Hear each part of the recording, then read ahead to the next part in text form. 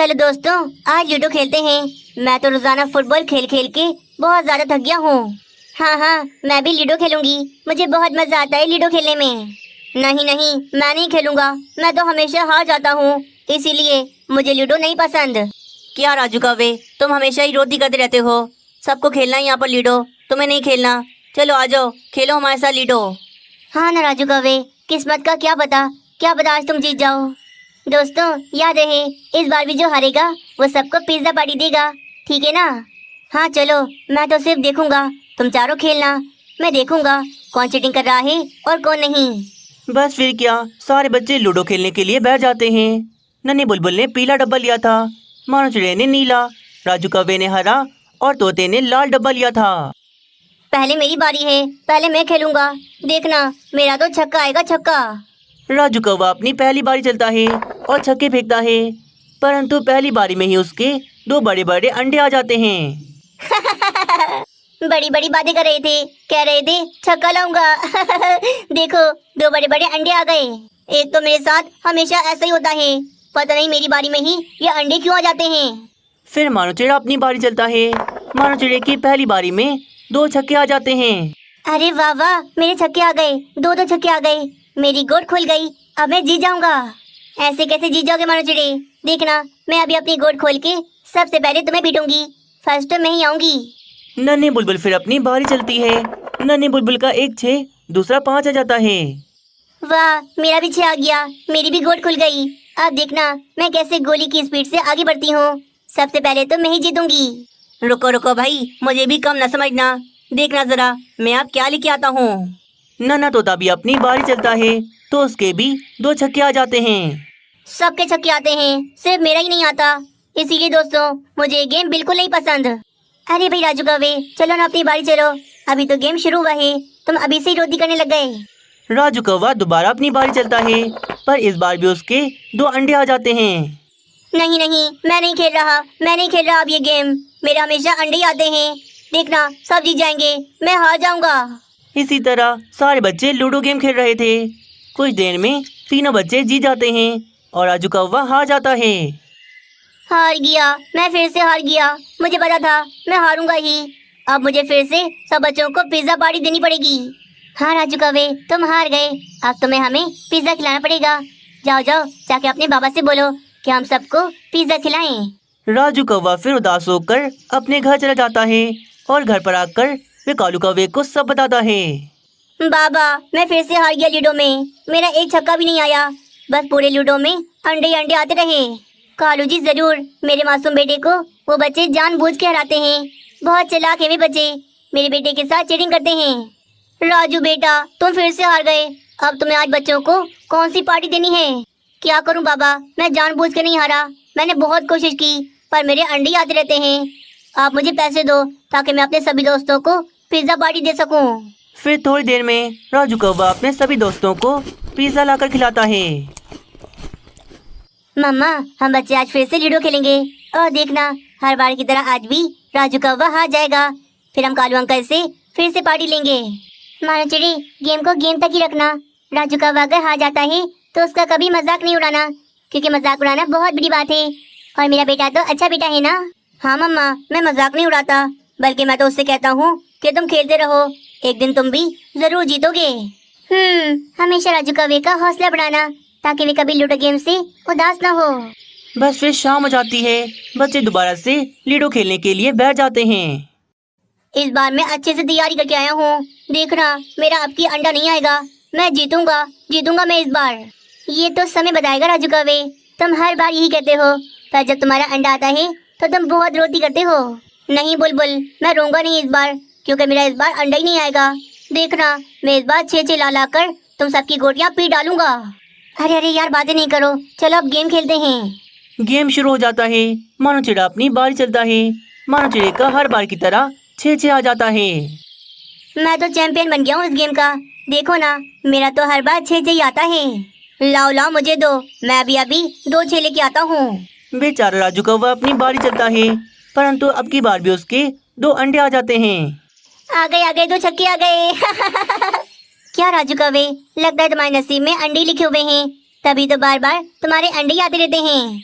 नन्ही बुलबुल, मजाक नहीं उड़ाओ यार, गेम है, होता ही रहता है, मजाक उड़ाना अच्छी बात नहीं है। बच्चे गेम खेलते रहते हैं। राजू कौवा बहुत कोशिश कर रहा था, पर उसके तो बार बार अंडे आ रहे थे। आज के दिन भी राजू कौवा दोबारा से हार गया था। हाँ तो राजू कौवे, आज हमें कौन सी पार्टी दोगे? राजू कौवे, आज हमें आइसक्रीम पार्टी दे दो। चलो चलो, कालू अंकल से बोलकर हम सबको आइसक्रीम खिलाओ। बस फिर मजबूरन कालू कौवे को आज भी सब बच्चों को आइसक्रीम पार्टी देनी पड़ गई थी। कालू कौवा तो बहुत ज्यादा परेशान आ गया था। रानी, बस बहुत हो गया, मेरा बेटा तो रोजाना ही आता है और मेरे पैसे खर्च पे खर्च हो रहे हैं। हाँ ना कालू जी, कुछ ऐसा करो कि जिससे राजू जीत जाए और सब बच्चे राजू को पार्टी दें। कालू कौवा सोचता है, तभी उसके चालाक दिमाग में एक बढ़िया सा उपाय आ जाता है। हाँ, अब देखो मैं क्या करता हूँ। राजू अब कभी नहीं हारेगा, क्योंकि इसके हमेशा अब छक्के आएंगे। कालू कौवा फिर जग्गू पक्षी की गेम की दुकान पर आता है और उससे ऑर्डर पर नए छक्के बनवा लेता है। देखो कालू कौवे, तुम्हारे छक्के बनके तैयार हो गए। अब तुम इन छक्कों को जैसे भी फेंकोगे, इनमें हमेशा 6 ही आएगा, क्योंकि इनकी चारों तरफ 6 बने हुए हैं। कमाल कर दिया यार जग्गू पक्षी। चलो चलो, अब मैं चलता हूँ। कहाँ जा रहे हो कालू कौवे? पहले इन छक्कों के मुझे पैसे तो दे दो। जग्गू पक्षी यार, पैसे अभी लेकर नहीं आया, शाम को आता हूँ ना, फिर दे जाऊंगा पैसे। थोड़ी देर में शाम हो जाती है। सब बच्चे दोबारा से लूडो खेलने के लिए बैठ जाते हैं। भाई, मेरा बेटा अब इन नए छक्कों से खेलेगा, क्योंकि मेरे बेटे के लिए ये वाले छक्के लकी नहीं हैं। कालू कौवे, फिर तो सब बच्चे इन्हीं छक्कों से खेलते हैं जो तुम लेके आए हो। नहीं नहीं, ये छक्के तो मेरे राजू के लिए हैं, इसीलिए इनसे तो राजू ही खेलेगा बस। फिर राजू कौवा अपनी पहली बारी चलता है और उसकी पहली बारी में 2 6 आ जाते हैं। अरे बाबा देखो, मेरे 6 आ गए, मेरे 2 6 आ गए। राजू कौवे, एक बार बारी चलने से तुम कोई जीत नहीं गए। चलो चलो, अपनी दूसरी बारी चलो। राजू कौवा अपनी दूसरी बारी चलता है और दूसरी बारी में भी उसके 2 6 आ जाते हैं।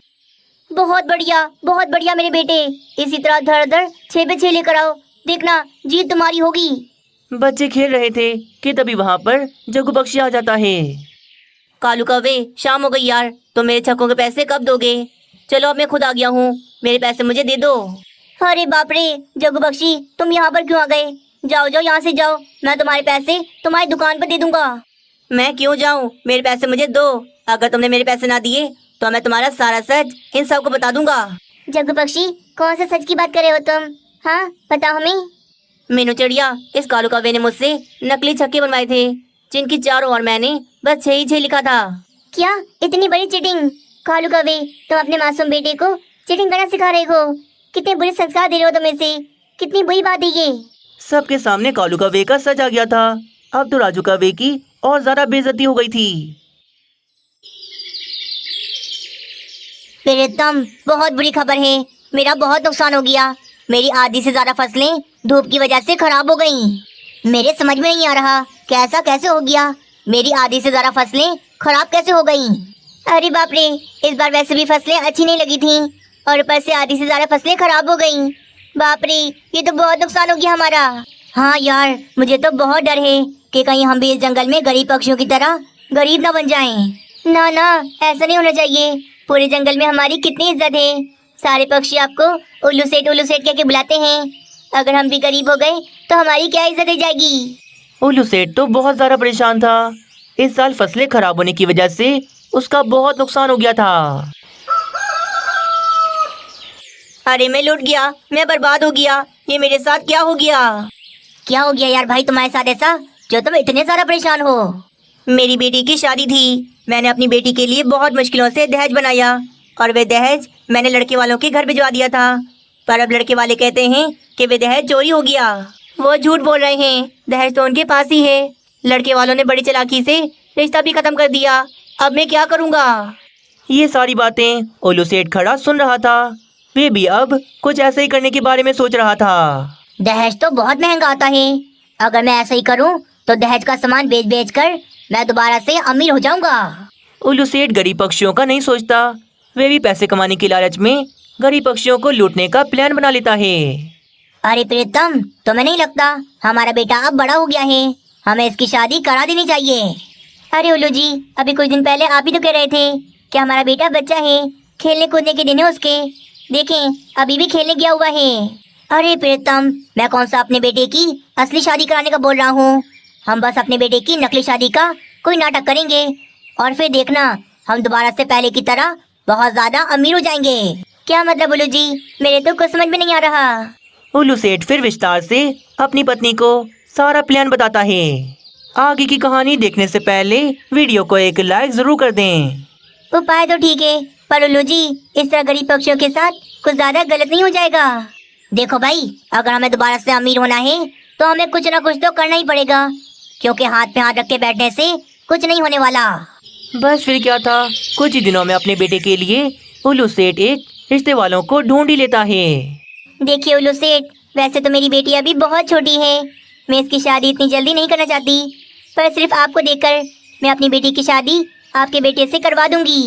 अरे बहन जी, आपकी बेटी हमारे घर में बहू बन के नहीं बल्कि बेटी बन के आएगी, इस चीज की तो आप बिल्कुल चिंता ही ना करो। हाँ बहन जी, छोटी उम्र में इन दोनों की शादी करा दें तो यही बेहतर है, पता नहीं बड़े होके आगे इन्हें कैसा रिश्ता मिले। रिश्ता पक्का हो जाता है। एक हफ्ते में दोनों की शादी थी। कुछ ही दिनों में लड़की वाले दहेज का सारा सामान उल्लू सेठ के घर में भिजवा देते हैं। वाह वाह उल्लू जी, दहेज में कितना सारा सामान भेजा है लड़की वालों ने। इतना सारा सामान बेचकर तो हमें बहुत सारे पैसे मिल जाएंगे। हाँ प्रीतम, हमारे तो मजे आ गए, हमने कितनी आसानी से लड़की वालों को बेवकूफ बना दिया। अब बस हमें ये सारा दहेज का सामान कहीं ले जाकर छुपा देना है, ताकि हम लड़की वालों को कह सकें कि दहेज का सारा सामान तो चोरी हो गया। फिर आज की राती वे चालाक उल्लू सेठ वे सारा का सारा दहेज का सामान ट्रक में भर के अपने गोदाम में छुपाने के लिए चला जाता है।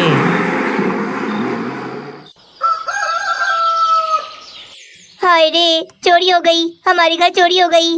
रातों रात ही दहेज का सारा सामान कोई चुरा के ले गया।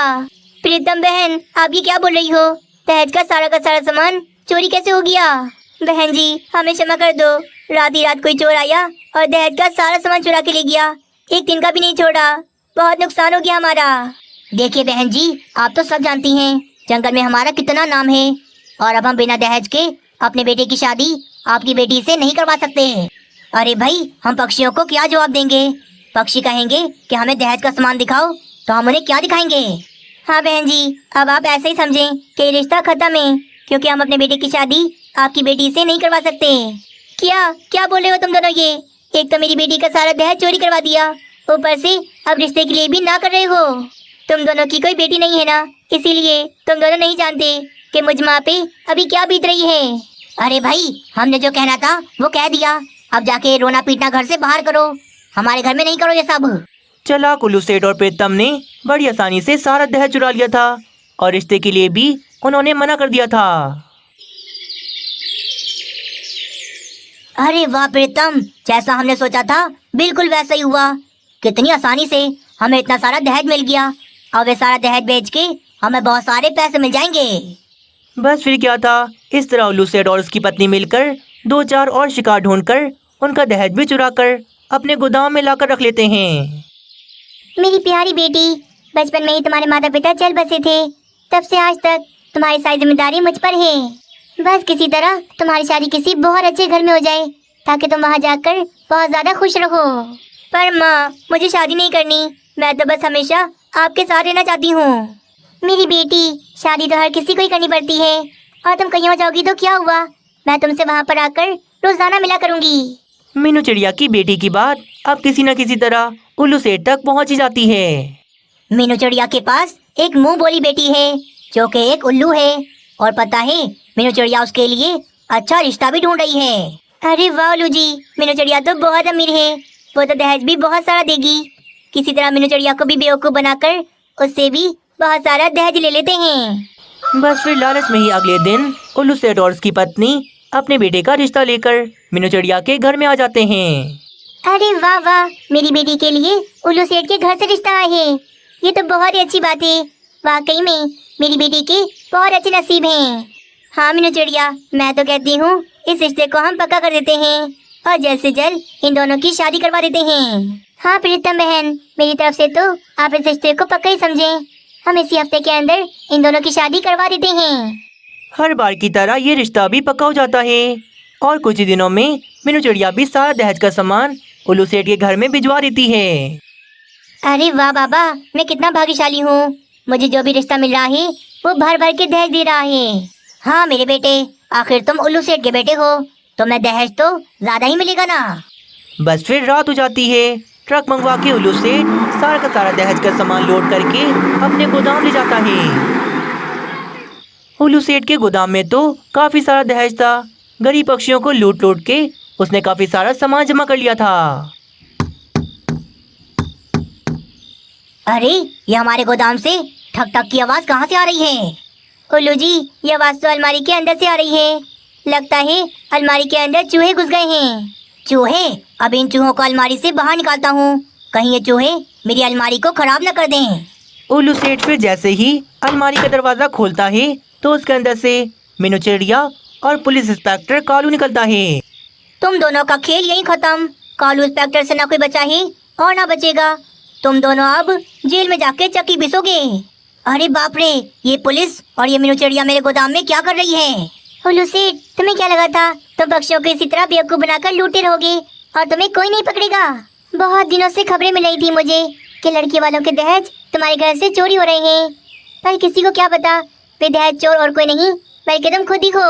और इसीलिए मैंने सिर्फ तुम्हें पकड़ने के लिए ये सारा प्लान बनाया। मैं सिर्फ जानना चाहती थी कि असल इसके पीछे है कौन। चलो चलो भाई, तुम दोनों अब जेल जाने के लिए तैयार हो जाओ। बाकी की जिंदगी तुम दोनों अब अपनी जेल में गुजारोगे। आखिरकार बुरे काम का बुरा ही अंजाम होता है। उल्लू सेठ और उसकी पत्नी जेल में बंद हो गए थे और उन्हें काफी लंबी कैद हो गई थी। मीनू चिड़िया बहुत ज्यादा परेशान थी क्योंकि आजकल मीनू चिड़िया के पास कोई नौकरी नहीं थी। क्या करूं मैं? मेरा बस एक ही बेटा है और मैं इसे अच्छे से भोजन नहीं खिला पा रही। पैसे नहीं है मेरे पास, कहाँ से ढूंढूं मैं नौकरी? मम्मा, क्या आज आप मेरे लिए कहीं से भोजन लेकर आओगी? अरे मम्मा, मैं आपसे कुछ पूछ रहा हूँ, आप क्या सोची जा रही हो कब से? नहीं नहीं, कुछ नहीं। मानो चिड़े, मैं तुम्हारे लिए भोजन लेकर आज जरूर आऊंगी, बस मेरे आने तक का तुम इंतजार करो। परेशान होकर मीनू चिड़िया अपने घर से बाहर चली जाती है और आज भी मदद मांगने उल्लू सेठ के घर पर आती है। उल्लू सेठ, मैंने एक पेड़ पर बोर्ड लगा हुआ दिखा था जिस पर लिखा था कि आपको अपने खेत में काम करने के लिए किसी पक्षी की जरूरत है। हाँ मीनू चिड़िया, चाहिए तो था मुझे एक पक्षी जो मेरे खेत में अच्छे से काम कर सके, पर अब नहीं, अब मुझे जरूरत नहीं है। ऐसा क्यों उल्लू सेठ? मैं बहुत ज्यादा मेहनती हूँ, मैं सारे काम कर लूंगी। सुबह से लेकर शाम तक मैं आपके खेत में बहुत ज्यादा मेहनत करूंगी, बस मुझे नौकरी दे दें क्योंकि नौकरी की मुझे बहुत ज्यादा जरूरत है। हाँ हाँ मीनू चिड़िया, मैं जानता हूँ तुम बहुत ज्यादा मेहनती हो, मैं तुम्हें मना नहीं करना चाहता, पर मैं क्या करूँ, मैंने अपने खेत में एक पक्षी को काम पर रख लिया है जो रात दिन मेरे खेत में बहुत मेहनत से काम करता है। मीनू चिड़िया तो ये सुनकर और भी ज्यादा परेशान हो जाती है क्योंकि उसे तो कहीं पर भी नौकरी नहीं मिल रही थी। अब मैं क्या करूँ? मुझे जल्द से जल्द नौकरी चाहिए ताकि मैं पैसे कमाकर मानो चिड़ी को भोजन खिला सकूँ, पर नौकरी है कि मुझे कहीं से मिल ही नहीं रही। बस फिर मीनू चिड़िया अपने भाई के पास उससे मदद मांगने के लिए उसके पास चली जाती है। भाई मेरी मदद कर दो, पूरा एक हफ्ता हो गया मुझे कोई नौकरी नहीं मिल रही। सुबह निकलती हूँ, शाम को वापस आती हूँ, पर मुझे कोई नौकरी नहीं मिल रही। घर में बेचारा मनोचिड़ा भूखा बैठा है, मैं उसे भोजन कहाँ से खिलाऊं? बहुत ज्यादा परेशान हूँ मैं। लो भाई मुनमुन जी, पहले ही हम अपने कारोबार को लेकर यहाँ परेशान हैं और ऊपर से तुम्हारी बहन पैसे मांगने के लिए आ गई। नहीं नहीं भाभी, मैं बस थोड़े से पैसे उधार पर मांगने के लिए आई हूँ। जब मेरी नौकरी लग जाएगी तो मैं सारे के सारे पैसे मुनमुन भाई को वापस कर दूंगी। मीनू चिड़िया, मैं क्या कर सकता हूँ यार, तुम अपनी भाभी से बात कर लो, अगर ये मानती है तो पैसे ले लेना। हाँ, और मैं कभी नहीं मानूंगी। चलो चलो भागो यहाँ से, तुम्हारे भाई के पास कोई पैसों का पेड़ नहीं लगा हुआ जो हम तोड़ तोड़ कर तुम्हें दे दें। बहुत मेहनत से कमाते हैं ये पैसे और वो पैसे तुम्हें देकर हम जाया नहीं कर सकते। चलो मीनू चिड़िया, भागो यहाँ से, आइंदा के बाद पैसे मांगने हमारे घर में कभी नहीं आना। भाई मुझे बहुत अफसोस हुआ, बहुत उम्मीद थी मुझे आपसे कि आप मेरी मदद जरूर करेंगे, पर भाभी के आने के बाद तो आप बिल्कुल ही बदल गए, पहले जैसे नहीं रहे अब आप। गुस्सा होकर मीनू चिड़िया वहाँ से चली जाती है। वे बहुत ज्यादा उदास थी क्योंकि आज उसके भाई ने भी उसे अकेला छोड़ दिया था। आगे की कहानी देखने से पहले वीडियो को एक लाइक जरूर कर दें। अरे वाह मामा, आप आ गई। मैं कब से आपकी राह देख रहा था कि आप कब आओगी और कब हम मिलकर भोजन खाएंगे। मीनू चिड़िया तो बहुत ज्यादा शर्मिंदा थी क्योंकि वे भोजन लेकर नहीं आई थी। नहीं मानो चिड़ी, मुझे आज भी कोई नौकरी नहीं मिली। तुम्हारे मामू के पास गई थी, पर उन्होंने भी पैसे देने से मुझे साफ मना कर दिया। कोई बात नहीं मम्मा, वैसे भी भूख लगते लगते अब भूख लगना भी बंद हो गई है। चलो आप थक गई होगी ना, अब हम सो जाते हैं। बेचारा मनोचेड़ा आज रात भी भूखा ही सो जाता है। पर बेचारी मीनू बहुत परेशान थी। वे सारी रात बैठकर गुजारती है। चलो मानो चिड़ी, आज से हम इस जंगल में नहीं रहेंगे। हम आज ही इस जंगल को छोड़ के जा रहे हैं। क्या पता दूसरे जंगल में मुझे कोई नौकरी मिल जाए और वहाँ पेड़ पर लगे हुए फल भी हमें खाने को मिल जाएं। अरे वाह मम्मा, हम दूसरे जंगल जा रहे हैं। पड़ोस वाले जंगल में तो मेरा दोस्त राजू कौवा भी रहता है। चलो चलो हम वहीं चलते हैं। फिर क्या, मीनू चिड़िया अपना सारा सामान बांधकर दूसरे जंगल में रहने के लिए चली जाती है। कुछ देर में वे दोनों दूसरे जंगल में आ जाते हैं। वहाँ पर आते ही उन्हें सेब के बड़े बड़े पेड़ नजर आते हैं। मम्मा सेब, कितने लाल लाल हैं ये सेब। हम जल्दी से ये सेब तोड़कर मजे से खाते हैं। फिर क्या, मीनू चिड़िया और मानो चिड़ा वे सेब तोड़कर मजे से खाते हैं और अपना पेट भरते हैं। मीनू चिड़िया, तुम हमारे जंगल में। चलो अच्छी बात है, तुम यहाँ हमारे जंगल में आ गई। अब तुम्हें यहाँ कोई ना कोई नौकरी तो मिल ही जाएगी। हाँ कालू कौवे, ये जंगल बहुत अच्छा है। हमें यहाँ पर आते ही सेब खाने को मिल गए। पर कालू कौवे, तुम्हें क्या हुआ? तुम इतने ज्यादा परेशान क्यों लग रहे हो? मीनू चिड़िया, यहाँ से नदी बहुत दूर है और वॉशरूम नदी के पास है, इसीलिए मैं जा रहा हूँ। बहुत जोर से वॉशरूम आ रहा है मुझे। मैं मिलता हूँ बाद में। तेजी से उड़ता हुआ कालू कौवा नदी के पास वॉशरूम चला जाता है। ये कालू कौवा बिना हमेशा जल्दी में ही रहता है। मीनू चिड़िया नए जंगल में यहाँ वहाँ घूम रही थी, तभी उसे तोता नजर आता है। वो भी बहुत ज्यादा परेशान लग रहा था। मुझे बाबा के साथ जाना है, जंगल की सैर करनी है मुझे। बाबा मुझे अपने साथ ले जाओ ना। याद होती, इसे समझाओ ना, मैं नदी के पास वॉशरूम में जा रहा हूँ। अब क्या इसे साथ लेके जाऊँ? तोते जी आप जाएं जल्दी से, इसे मैं संभाल लूंगी। काश करीब में कोई वॉशरूम होता तो हमें इतनी दूर उड़कर नदी के पास ना जाना पड़ता। तोता भी तेजी से उड़ता हुआ चला जाता है। मीनू चिड़िया ये सब देख रही थी। अरे वाह, मिल गया उपाय। इन पक्षियों की समस्या तो अब मैं दूर करूंगी। बस वे क्या, अगले दिन से मीनू चिड़िया अपना काम शुरू कर देती है। वे मोटे मोटे पेड़ की लकड़ियां काटती है और उन लकड़ियों से वे एक गाड़ी बनाती है। जब गाड़ी बनकर तैयार हो जाती है तो वे उसी गाड़ी पर एक छोटा सा कमरा बनाने लग जाती है। पूरा एक दिन गुजर जाता है। मीनू चिड़िया गधा गाड़ी बनाकर उसी के ऊपर पक्षियों के लिए छोटा सा वॉशरूम बना देती है और उसके अंदर वे कमोड रख देती है। मानो चिड़ी, ये है मेरा चलता फिरता वॉशरूम। मैं इस वॉशरूम को लेकर पूरे जंगल में घूमूंगी। जिस पक्षी को भी वॉशरूम जाना होगा वो मुझे पैसे देकर इसके अंदर जा सकता है। अब पक्षियों को ज्यादा दूर उड़कर नदी के पास जाने की कोई जरूरत नहीं। मैंने पक्षियों के लिए चलता फिरता वॉशरूम बना दिया। मीनू चिड़िया बहुत समझदार थी। उसने दिमाग लगाकर बहुत बढ़िया वॉशरूम बना दिया था। आओ आओ पक्षियों, दूर उड़कर नदी के पास जाने से छुटकारा पाओ। मेरे वॉशरूम में जाओ, 10 रुपए देकर हल्के हो जाओ। इसी तरह मीनू चिड़िया पूरे जंगल में वॉशरूम लेकर घूमती है और आवाजें लगाती रहती है। ये क्या चीज है? मीनू चिड़िया ने घर गाड़ी पर ही वॉशरूम बना दिया। चलो आज इसी वॉशरूम में जाती हूँ। मीनू चिड़िया के वॉशरूम को देखकर बुलबुल कबूतर रानी कौवी वहाँ पर आते हैं। अरे वाह मीनू चिड़िया, क्या बढ़िया काम किया तुमने, चलता फिरता वॉशरूम बना दिया। हाँ मीनू चिड़िया, काम तो बढ़िया किया है तुमने। अब हमें ज्यादा दूर उड़कर नदी के पास नहीं जाना पड़ेगा। जब भी वॉशरूम लगेगा तो मैं रोक कर तुम्हारे वॉशरूम में चले जाएंगे। अरे अरे बातें बंद करो, मुझे अभी बहुत जोर से वॉशरूम आ रहा है, पहले मैं जाऊंगा। पहले कबूतर मीनू चिड़िया के वॉशरूम में जाता है और आराम से हल्का होता है। इसी तरह सब अपने अपने पैसे देकर मीनू चिड़िया के वॉशरूम में जाते हैं और आराम से हल्के होते हैं। भाई वाह, कमाल कर दिया मीनू चिड़िया तुमने तो। हमारे जंगल में आते ही हम पक्षियों के लिए कितनी आसानी कर दी। हमारे लिए चलता फिरता वॉशरूम बना दिया। मीनू चिड़िया सारा दिन वॉशरूम लेकर पूरे जंगल में घूमती और शाम तक वे काफी सारे पैसे भी कमा लेती। मीनू चिड़िया और मानो चिड़िया के दिन बदल गए थे। वे दोनों तो मजे मजे के भोजन खाते थे।